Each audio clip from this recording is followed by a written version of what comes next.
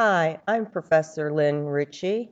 In this video, we're going to look at how we coordinate our behavior with others by looking at the self as object and the definition of the situation, or substantive congruency. In the perception phase, we imagine the responses of others to our actions, and we also imagine how we might react to the actions of others.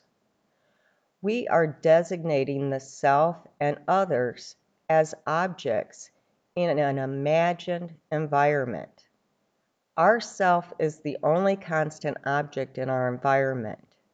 And when we have an internal dialogue about a situation, the self is operating as an object. When I started teaching, I would go to bed and lecture all night. Those were some of my best lectures. However, when I went to class, the lectures were never the same as I imagined them.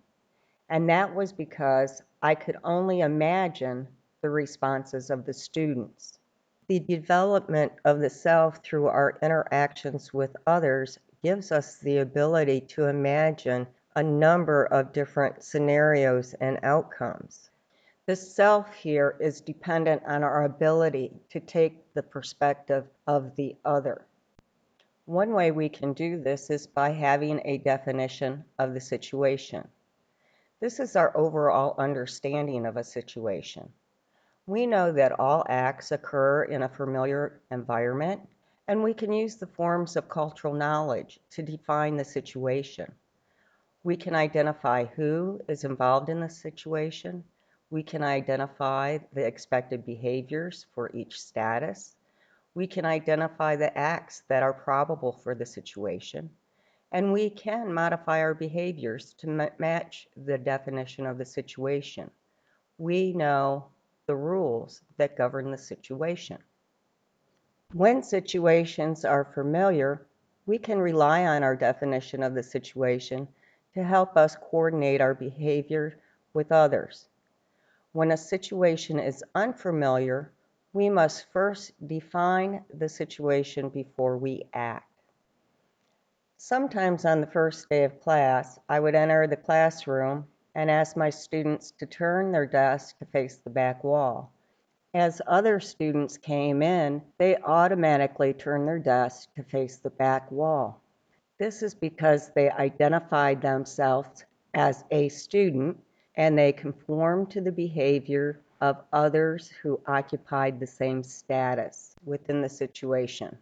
I found it interesting that not one student questioned my motive during the class or after class. If we can make sense of the actions of others, we will continue to interact based on our definition of the situation.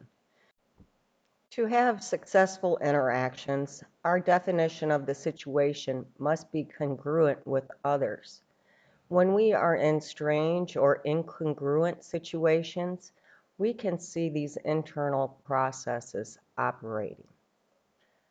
Okay, next up, we're going to turn our attention to social linguistics, or how we use language in our everyday life.